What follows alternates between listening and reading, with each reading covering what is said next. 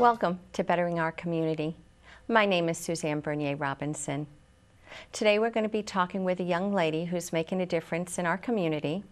She's a Derry resident, and she's also Miss Rockingham County 2015. I'm pleased to introduce Miss Holly Blanchard. Thank you. Thanks for having me here this afternoon. It's exciting to have you here. Absolutely. And being a Derry resident, you're very familiar with our town. Yes.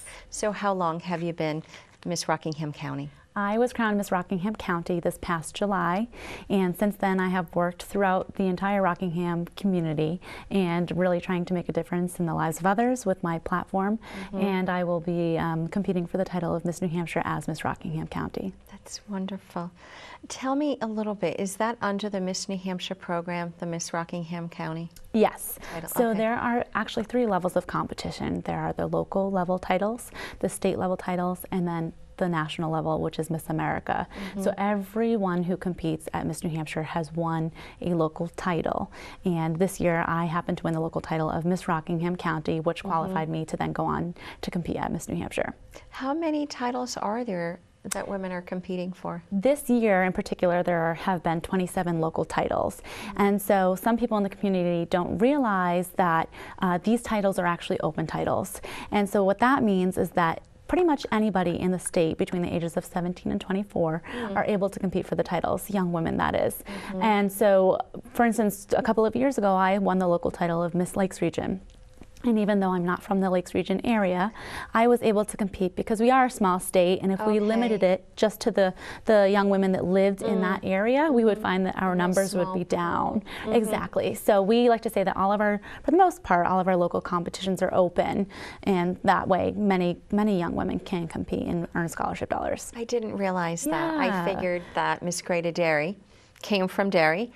I believe Or she's the Greater actually Derry from area. Nashua or Manchester, one of the two. I competed at Miss Greater Derry this past year. That was held in June, and I was fortunate to be first runner-up. And because I didn't win that local title, I was then able to go on and compete at the next one that I was able to, and that was Miss Rockingham County. There have been some years where I've competed in about 5 or 6 different local titles before winning my local title, which qualified me for Miss New Hampshire. So that's the great thing about this program, is that you can keep competing until you win a local title and earn those scholarship dollars.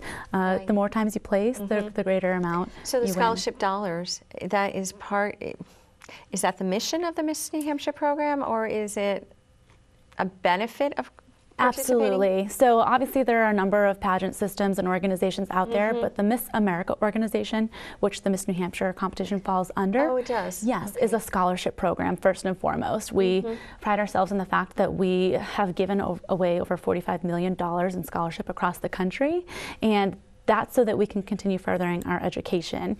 I would not have been able to go to school, which was out of state at the University of Connecticut, if it weren't for the scholarship dollars that I've earned through this program. And I'm very proud that I've earned about $30,000 in scholarships since I started competing at the Miss level about 5 years ago. Thank you. Exciting. Yes, it really is. And I know my parents love it because I graduated from UConn this past May, or last May. And I'm able to use the scholarship dollars that I have to continue and start paying off my loans, my student loans, which is a tremendous help. I don't think a lot of young women think, or young girls think, that that's an opportunity for really generating some revenue. Oh, absolutely. Through the scholarships. I think to that's help for college. a big misconception that some people have. They look at the crown and think, oh, a pageant girl, and they don't realize kind of what's behind the crown and the fact that there are 4 points to this crown that actually mean something: scholarship, service, style, and success. And so the scholarship part of it has been such a huge weight off of my shoulders and my parents' shoulders to help with the financial burden of receiving a higher education. I think also the opportunity and the life skills through public speaking, the guest appearances that you may have at events, and some of the other aspects of being a title holder all go to some great social skills, work skills that you can apply later in life? Definitely. I have probably done over 100 interviews since the age of 13 when I first got involved in competing in the Miss New Hampshire program. When I was 13 and in 7th grade at Gilbert H. Hood Middle School here in Derry, Yes. I had a 7th grade science teacher who reached out to me and heard about the Miss New Hampshire's Outstanding Teen competition that was going to be held for the very first time in conjunction with... First time in the state? In the state. When I was, so that was about 10, 11 years ago when I was competing for the very first time. It was the first year that this Miss New Hampshire's Outstanding Teen competition was held for young girls between the ages of 13 and 17 up to junior year of high school. And it was considered the little sister program of Miss New Hampshire. Okay. And it was a way for young girls to learn about the program and start getting involved and potentially earning scholarship dollars. And then at that age? At that age. Okay. When I was a junior in high school at the age of 17, I placed second runner-up to Miss New Hampshire's Outstanding Teen, and I earned some scholarship dollars there. And then the next year I was a senior in high school and was eligible to compete in Miss New Hampshire. And so I've been doing that ever since. You kind of got the bug. Oh, absolutely. I got the bug the very first year when I was in 7th grade. I was the youngest contestant competing at the time, and I can remember going into my very first interview and I cried before I went in. I didn't know what to expect. It was intimidating to go and stand in front of a panel of 5 judges, not really thinking about the fact that they're just people like you and I. And at that young age, it was hard to understand that. But after coming out of that interview, I remember having a smile on my face and learned that it was just a conversation that was being had so that the judges could get to know me. And at that young age, I was fortunate to place in the top 10 that very first year. And so I really fell in love with the program. I had been watching some of my baton instructors compete since a young age. And so I always knew that I would become involved with the Miss New Hampshire program, but didn't think it would happen so early. So we credit your teacher. Oh, absolutely. Bringing you into the pageant. Yeah, Mrs. Lori Belinsky, who is, I believe, now an assistant principal or she is West Runningbrook Middle School. And she is, and she's the one that helped get me involved simply by reading a newspaper article. It was probably in the Derry News, and she actually then went on after I had aged out of the teen program. Eventually, went back and served as a judge for the Miss New Hampshire's Outstanding Teen program. So it was kind of neat for, I think, for her to experience that side of it as well. So does the teen program run from 13 to? Correct. So when I first started, it was young girls between the ages of 13 and 17, and it was 7th grade to junior year of high school. I believe now it's ages 13 to 17, but you have to be in 8th grade, and it can still go up until junior year. So I had about 5 years in the teen program, and I think nowadays girls max out at about 4 years that they can do it, 8th grade, 9th, 10th, and then 11th. And then after they age out of the teen program, they can transition right into the Miss level program, which is 17 to 24. Right. Okay. And you mentioned before we get on set that you're going to be aging out. Yes. Is that proper term? It is. We say aging out. There must be a nicer way to say it. So because of the eligibility age requirements, I will be aging out after this year. I will be too old, essentially, which is, I really won't be too old, but in terms of the restrictions and age restrictions for this program. I think that, I guess, makes sense, though. If it gives for the scholarship dollars, and usually by the age of 24 you've finished and graduated, as you have, right? Exactly. So it does make unfortunately sense. You still could use scholarship dollars to pay for your education probably for the next 10 years. Oh, of course, yeah. But I can understand why they would maybe have an age restriction on I can too, and it just makes sense that at that age, like you said, young women for the most part have finished their undergraduate degree. Some may have even finished a graduate degree program, but it also gives other young women an opportunity to win the scholarship dollars that I've been winning for the past six or so years. So that's a really big benefit of the program. Absolutely. What other benefits do you feel? We talked about the public speaking.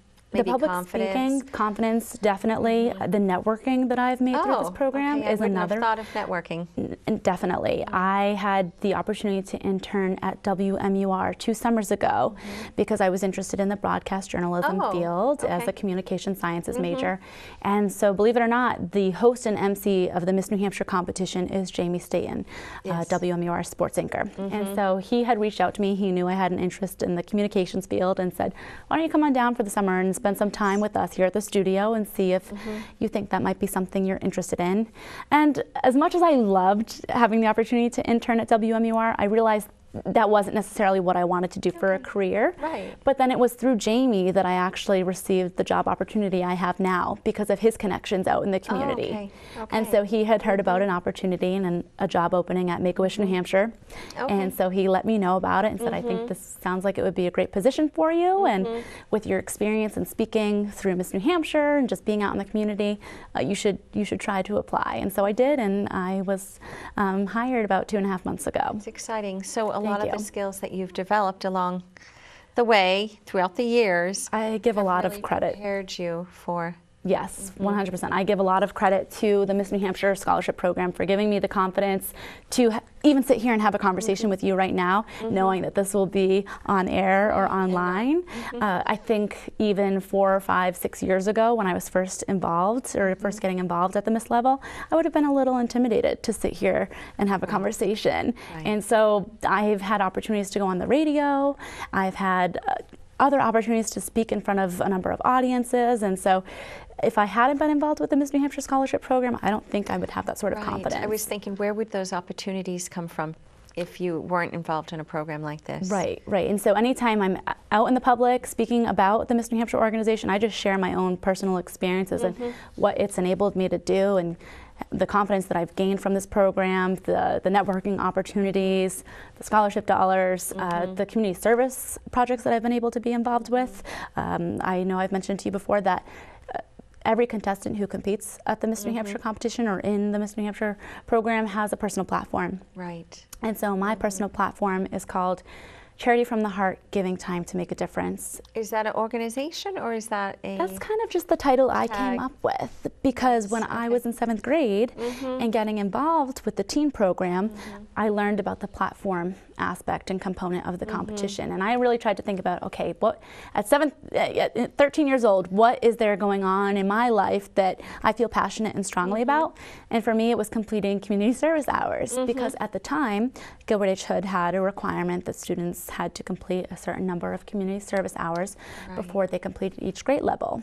And for myself, I found it somewhat easy to complete those hours because I was involved with baton twirling and dance, participating in charity and benefit shows, and I was on student council.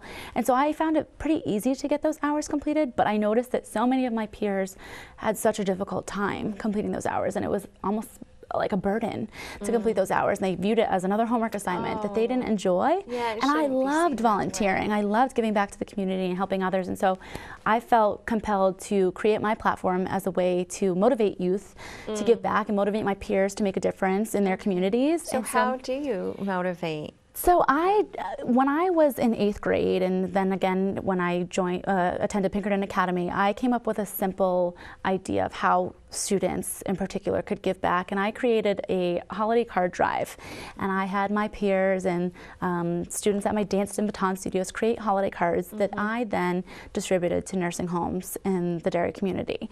And though this was a simple project, it was a way to show them that what they were doing was making a difference in the life of somebody else in their community. Did they go and deliver the cards with you? Eventually, once I kind of kicked off that little project, I eventually brought it to the Pinkerton and Little Students PALS program at Pinkerton, and I encouraged elementary school students to create the cards. And I had a couple of the students come with me and hand out and deliver the cards to the nursing home residents. And for these children to be able to see the smiles come on the nursing home residents' faces was motivation for them to want to think about giving back in other ways. And in opportunities that I've had to speak with groups of young people, I talk about the importance of finding what your passions are.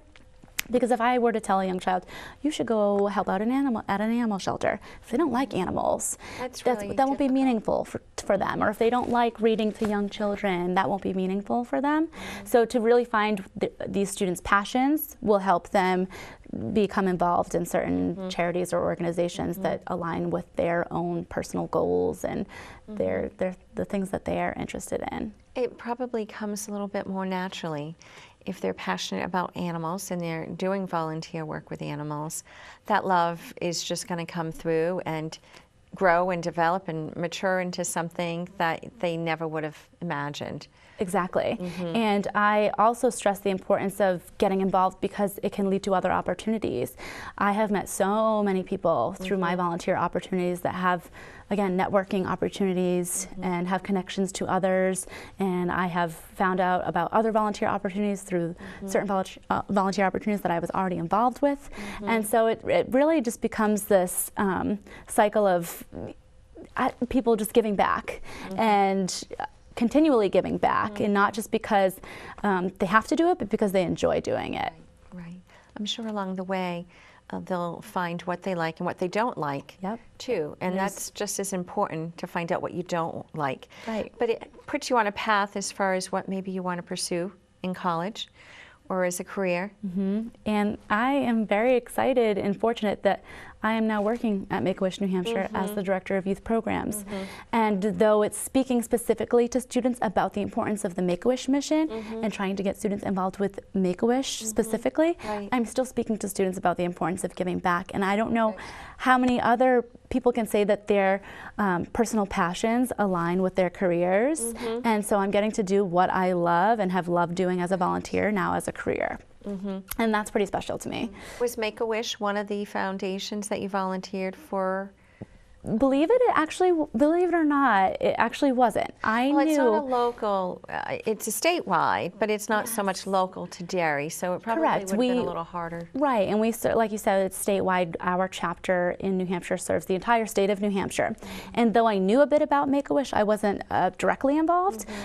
Actually, Miss New Hampshire 2 years ago, Megan Lyman, was a former Wish recipient. And so when she won the title of Miss New Hampshire, she went on and had her personal platform about Make-A-Wish. And so she shared the mission of Make-A-Wish. And so when I got the job at Make-A-Wish, they were very familiar with the Miss New Hampshire organization, and they have been so supportive of my journey in being Miss Rockingham County, and they really appreciate what the Miss New Hampshire organization does, and so that has been so wonderful for me as well, to have the two things that I'm passionate about line up. What other organizations in Derry have you been involved in? So when I was younger, I helped out a lot with the Sunshine Soup Kitchen. I did a ton of days there, whether it was through my student council in middle school or in high school. I've also helped out at a couple nursing homes, like I mentioned. I did the cars, but then I would also go and spend afternoons when I was in high school at some of the local nursing homes. When I was younger, I used to volunteer at the Derry Public Library. That was before I was old enough to have a job, and so I wanted to get involved in my community in some way, and I love to read, and so I thought, what better way than to go to the library and volunteer my time, and whether it was stocking the shelves with books or helping a child find a book, it was just a way for me to understand what it meant to work without really expecting anything in return. Well, those are really simple ways to give back to the community. People don't think about stocking shelves at the library. But again, that's a service to the community and an opportunity to just bring the community together a little bit more through some of the services that you've done, especially with the Sunshine Soup Kitchen. And I think that's really a humbling experience to be able to go in and serve a meal to someone who lives right in our community that is extremely less fortunate than others who live in our community. And I think sometimes people forget that there are others that are struggling right here in our own community, and so to be able to help them in any way that I can, I think is very important.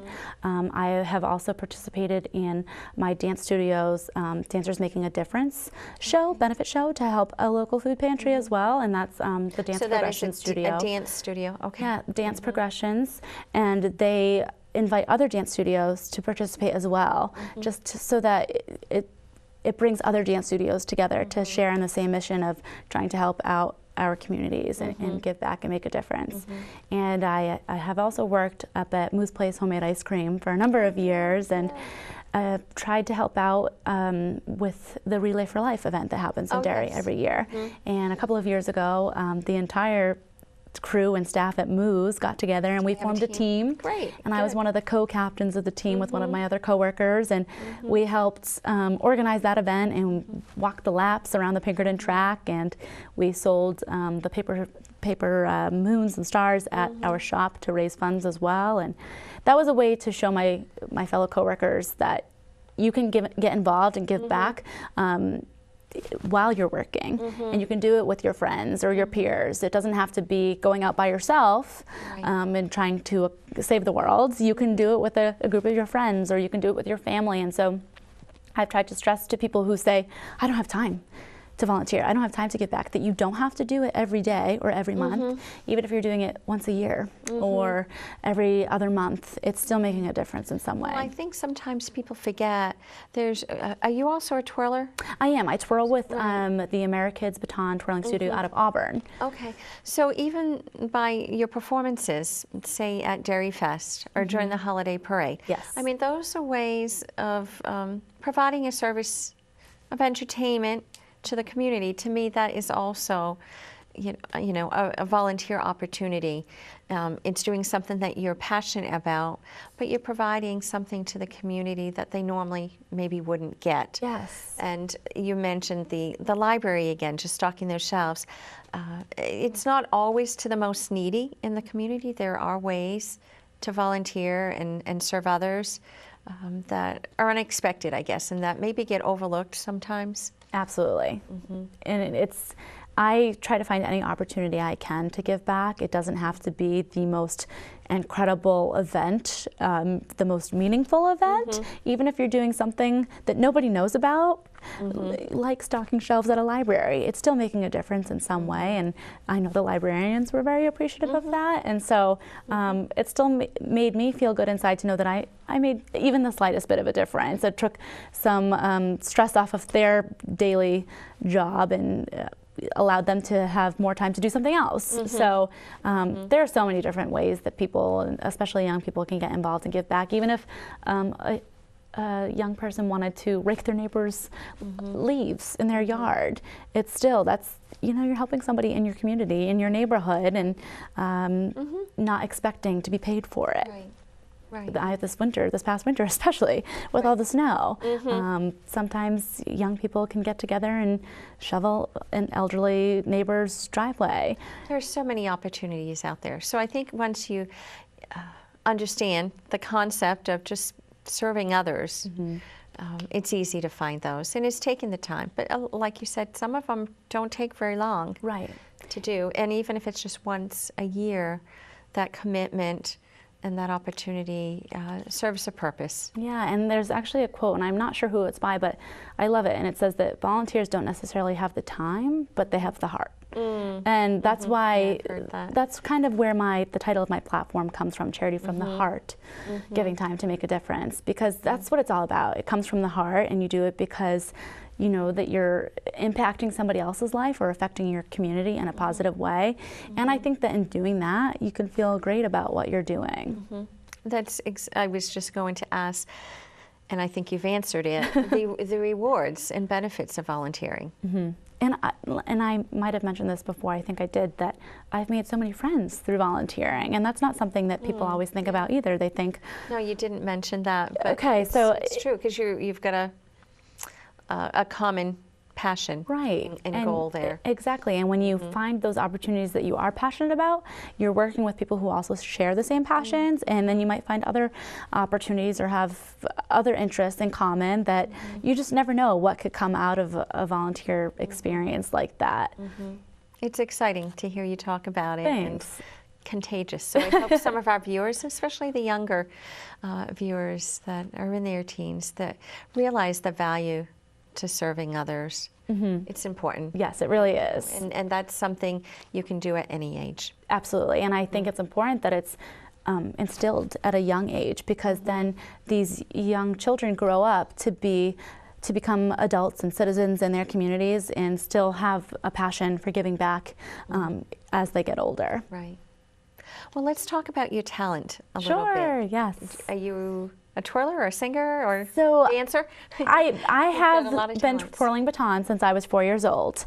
And at the age of 8, I started dancing to help with my baton twirling technique and skills. Because you can put the baton in your hand, but if you don't have the proper footwork or the leg lines, if you will, you kind of need the whole package deal. So I started the dance to help with my baton twirling skills.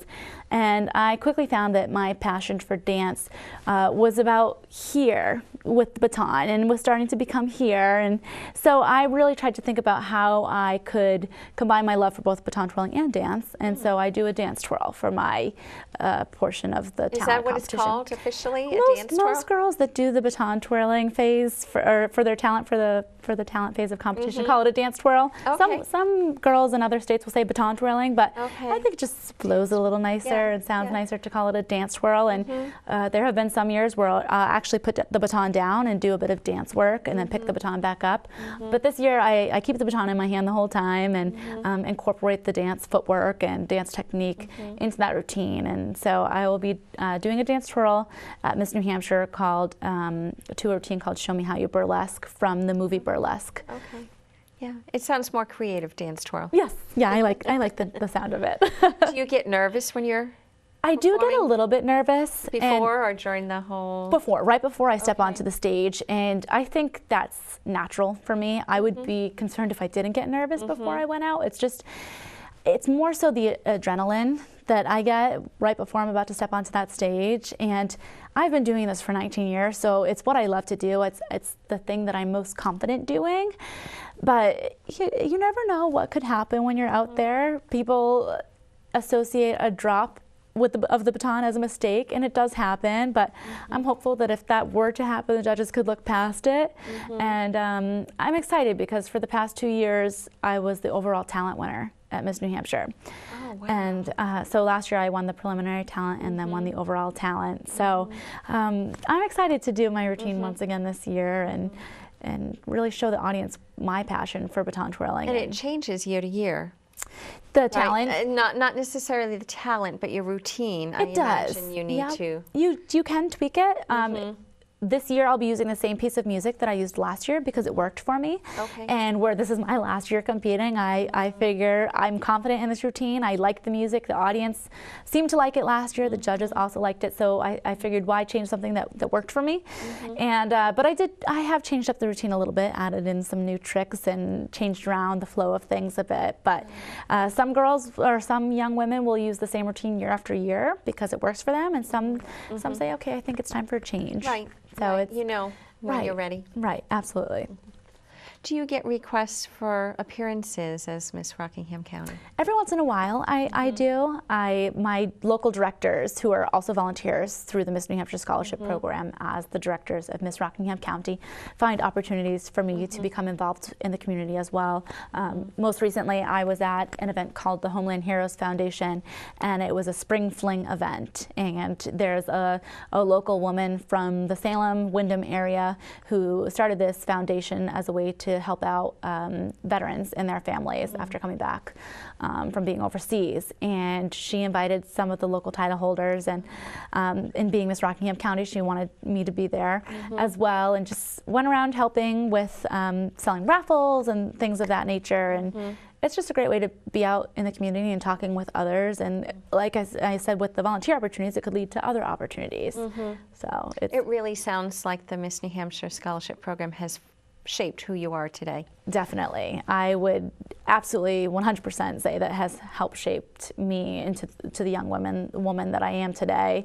And I do give a lot of credit to what this organization has taught me and the volunteers who have helped the numerous young women who have become involved with the program. If it weren't for the volunteers, the Miss New Hampshire program wouldn't exist. So another volunteer opportunity. Exactly. And I don't think that they always get the credit that they, and they don't always look for the credit either, but they do an absolutely amazing thing by being involved with the program and giving so many hours of their time to help make a difference and help young women receive scholarship dollars for their education. Would you like to provide the website for the program if there's a viewer that would like to volunteer? Yeah. Or even for some of the young ladies that would like to maybe think about? Sure. So it's we are on our website at www.missnh.org, and we also have a Facebook page. Oh, and good. so I know a lot of people are on Facebook these days, and so it's Miss New Hampshire Scholarship Program, and you can even reach out to Miss New Hampshire through Facebook or through the online website, and email her and ask her questions if there are any. Oh, great. It's nice to encourage the younger girls. Yes. As a teen like you were in 7th grade, just starting out. It's been a long road, And but it probably doesn't seem very long. No, to you. it's flown by, and it's hard for me to believe that this is my last year that I'm eligible to compete, because it's been such a crucial part of my life, and it's been about 10, 11 years that I've been involved with this program, and I have said since the very beginning that even if I do not become Miss New Hampshire, or if I don't become Miss New Hampshire, I'll still be involved with the program in some way. So if after I age out, I'm not Miss New Hampshire, maybe I'll take a couple months to relax and work at my job, but I want to volunteer in some way, whether that's as a local director, as a judge at the local or state level. I know that I'll continue to give back because this organization has done so much for me over the years. Well, you're a great role model. Thank you. For the younger girls, and I mean, you would make a great mentor Thank to many you. of them. So I'm sure there'll be a lot of opportunities for you to stay involved. I hope so. I hope you've enjoyed learning a little bit about Miss Rockingham County 2015, Holly Blanchard. Once again, my name is Suzanne Bernier Robinson. Thank you for watching Bettering Our Community.